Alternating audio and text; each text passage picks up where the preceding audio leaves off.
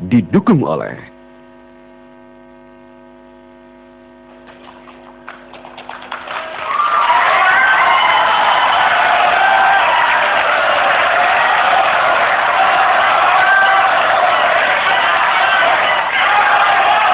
baik Pak Prabowo dan Pak Joko Widodo, kita masih ada satu pertanyaan dari Pak Joko Widodo, kemudian nanti juga ada satu pertanyaan dari Pak Prabowo dan kemudian dari Pak Joko Widodo. Saya persilahkan pertanyaan pertama disampaikan oleh Pak Prabowo kepada Pak Joko Widodo. Saya persilahkan Pak, 1 menit.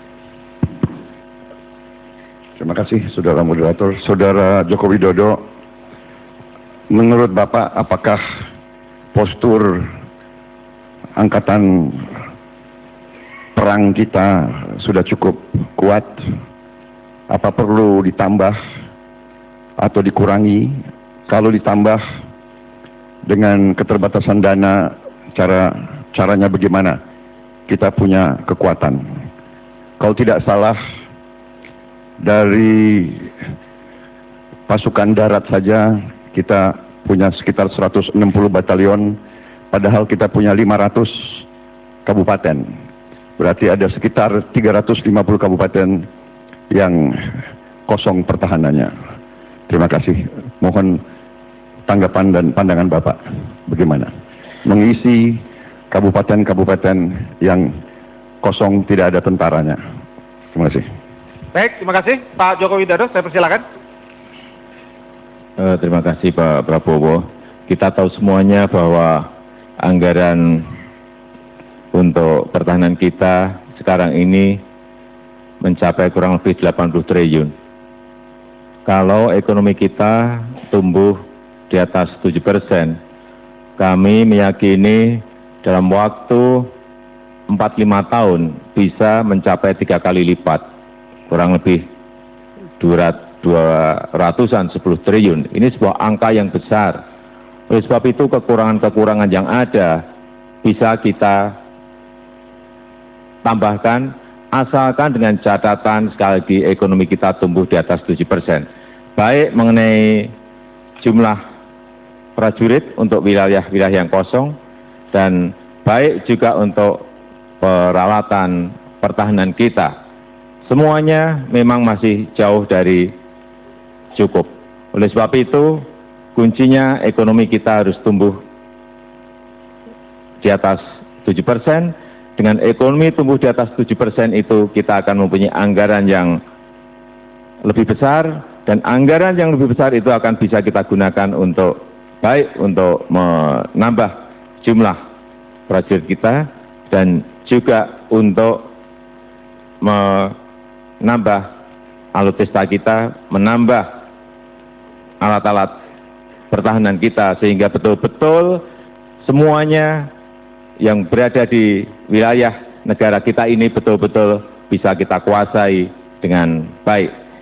Dengan peralatan-peralatan cukup, dengan personil yang cukup, baru kita berani menyampaikan bahwa kita memang betul-betul siap dan negara punya wibawa, negara akan dihormati oleh negara yang lain.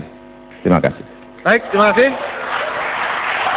Selanjutnya saya akan persilakan Pak Prabowo untuk memberikan tanggapan atas jawaban Pak Joko Widodo. Apakah Bapak pernah memikirkan apakah Indonesia memerlukan suatu tentara cadangan atau tidak? Tentara semacam perlawanan rakyat, tentara cadangan teritorial begitu. Terima kasih. Baik, Pak Joko Widodo.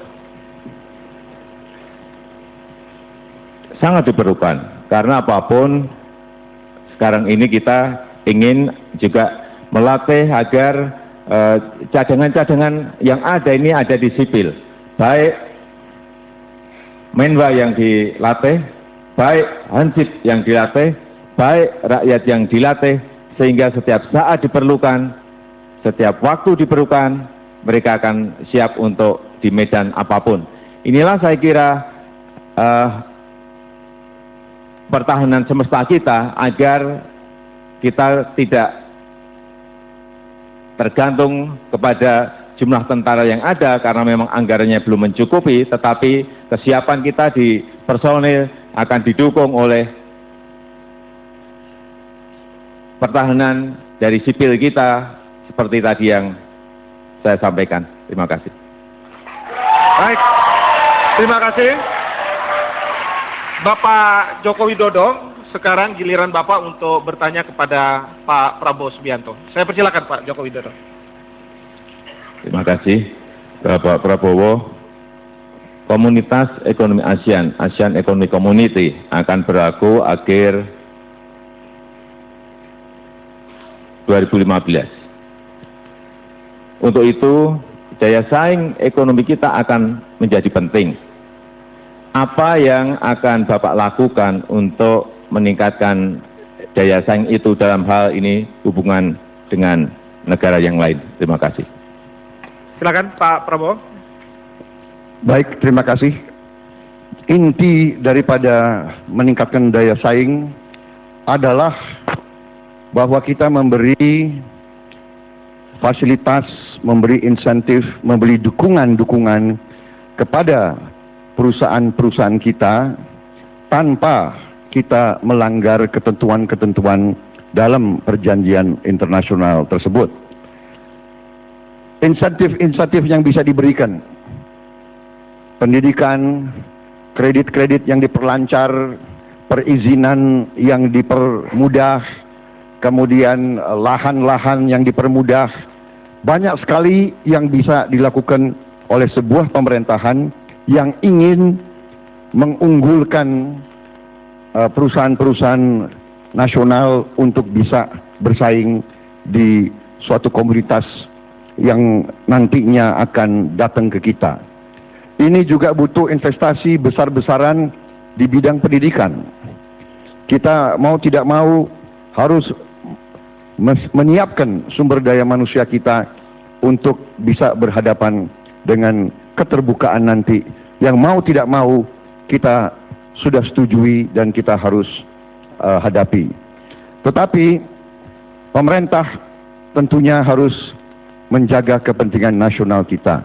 Kita harus waspada dan kita harus evaluasi dampak-dampaknya, semua dampak daripada nanti keterbukaan itu kepada ekonomi kita dan kepada keselamatan daripada pengusaha dan perusahaan-perusahaan kita.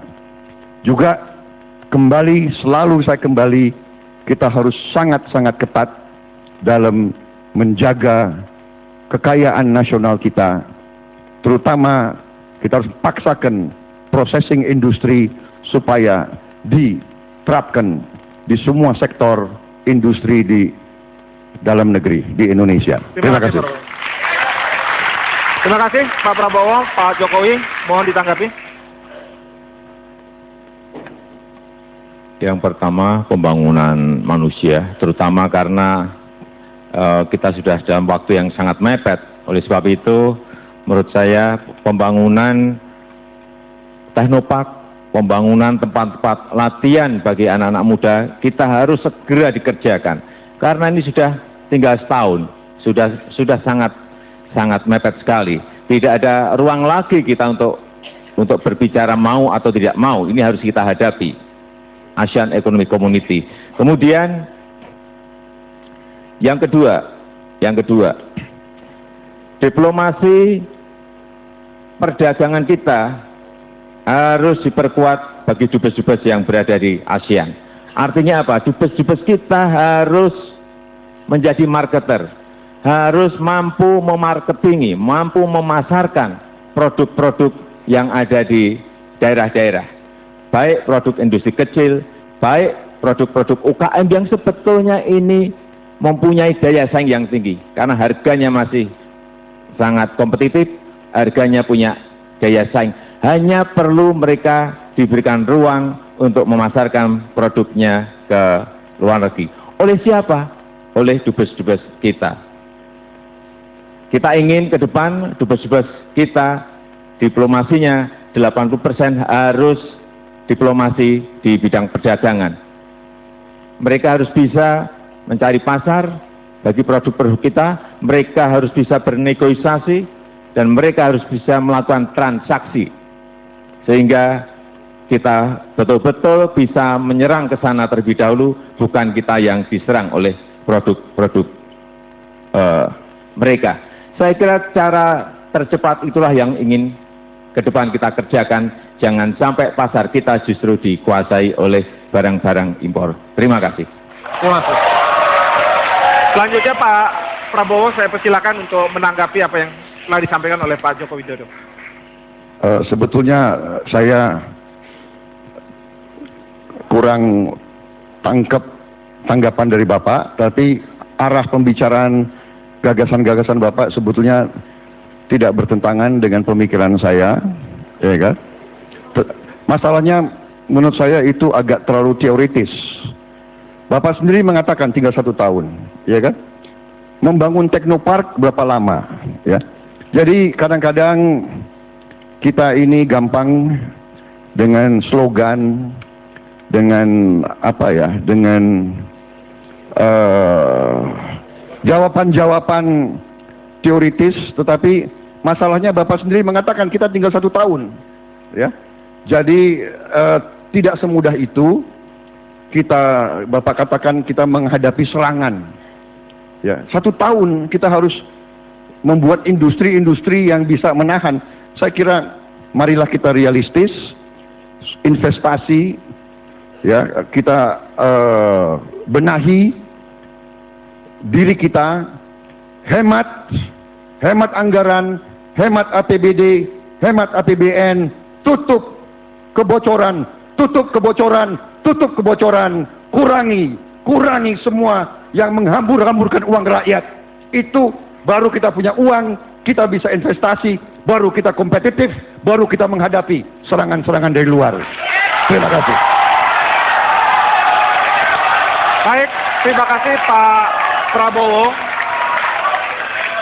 Pak Prabowo dan Pak Joko Widodo, dari sejak awal Bapak-Bapak sekalian sudah menyampaikan visi misi, lalu sudah dipertajam, bahkan Bapak sekalian sudah menjawab pertanyaan-pertanyaan yang saya sampaikan dan kemudian diteruskan dengan tanggapan, pertanyaan dan tanggapan dari Bapak berdua. Nah, saya sekarang ingin Bapak-Bapak sekalian memberikan statement terakhir, pernyataan terakhir dari apa yang kita lakukan. Saya akan mulai dari Pak Joko Widodo untuk 2 menit. Saya persilakan. Terima kasih. Kita menyadari bahwa geopolitik ekonomi, geopolitik politik yang ada sudah bergeser dari barat menuju ke timur, dari barat menuju ke Asia. Dan kita sekarang ini berada di tengah-tengahnya, di antara Samudra Hindia dan Pasifik. Tantangan ke depan itulah yang ingin kita hadapi. Dan Jokowi JK meyakini apabila kita membangun kemaritiman kita meyakini bahwa ke depan kita akan menjadi poros maritim dunia, sehingga negara kita berwibawa, negara kita dihormati. Bapak Ibu sekalian yang saya hormati, saya ingin membacakan apa yang disampaikan dan ingin mengingatkan kembali apa yang disampaikan oleh Jenderal Besar kita, Bapak Sudirman. Beliau mengatakan bahwa satu-satunya hak milik Republik ini yang tidak berubah-ubah, meskipun mengalami soal dan perubahan, hanyalah Angkatan Perang Republik Indonesia. Marilah kita bersama-sama jadikan negara kita, Indonesia, sebagai bangsa pemenang. Dan kita semua memastikan pesan Jenderal Sudirman tersebut akan terus tegak dan kita dirikan.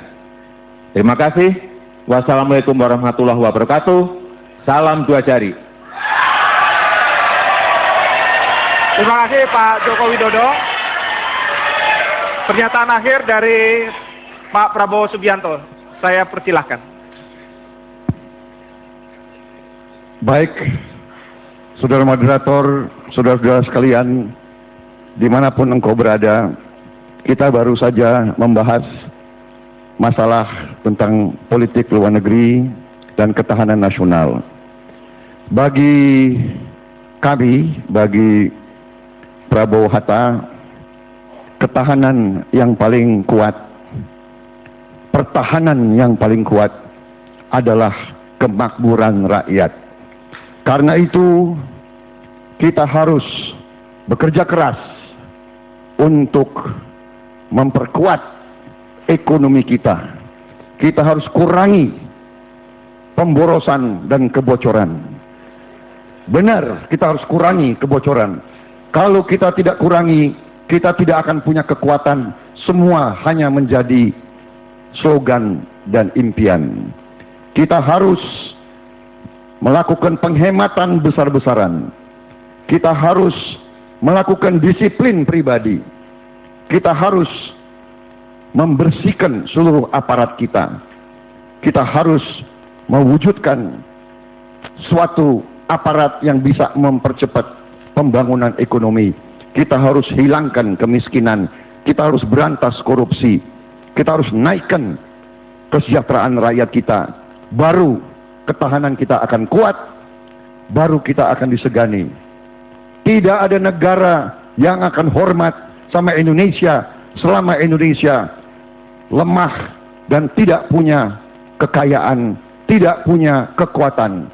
Karena itulah Prabowo dan Hatta akan berjuang keras untuk menyelamatkan kekayaan nasional Republik Indonesia, dan dengan demikian kita akan bangkit menjadi negara yang terhormat, yang berdiri di atas kaki kita sendiri.